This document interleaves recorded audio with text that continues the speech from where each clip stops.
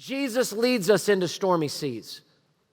Jesus leads us into stormy seas. Is that the most discouraging thing you've ever heard? And the most encouraging thing you've ever heard?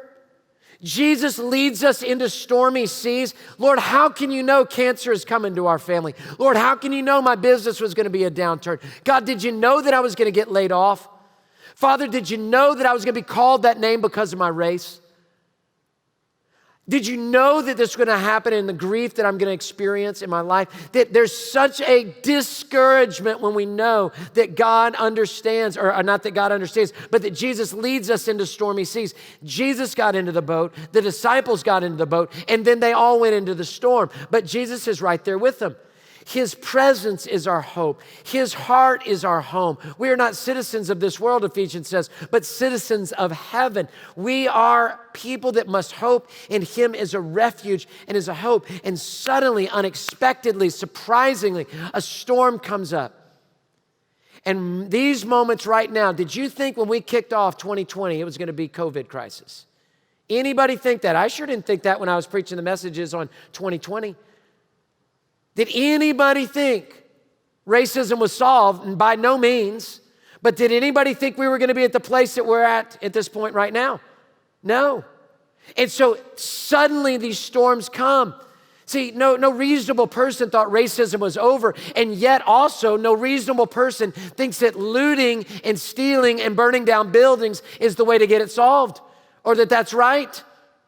And so in these moments, we've got all these waves coming at us at this time, and we've got to trust that Jesus knows, that Jesus is at work, that Jesus Christ can heal things. There's sudden tragedies that come, and there's sudden blessings that come in our life.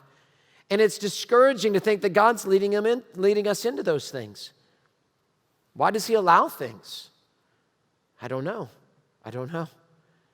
I've shared with you a moment before, previous in my life, that I remember standing in my kitchen, waiting for something to warm up in the microwave, and I just, with tears in my eyes, said, Lord, why are you hurting me so much right now? Why is the pain so great right now, God? I'm following you the best I know how to follow you right now. I'm being a disciple the best I know how, not perfect, but Father, I'm trying, I'm going for it, and you're wounding me. Why? And the pain continued. And all I could do in my kitchen with the microwave about to ding, say, Lord, but I trust you. You're in the boat somewhere with me, God. So I want to say to you, your pain may be so deep, and I want you to know God is with you. Hey, thanks for watching. To find out more about Houston's First, you can subscribe to our channel, or you can go to houstonsfirst.org.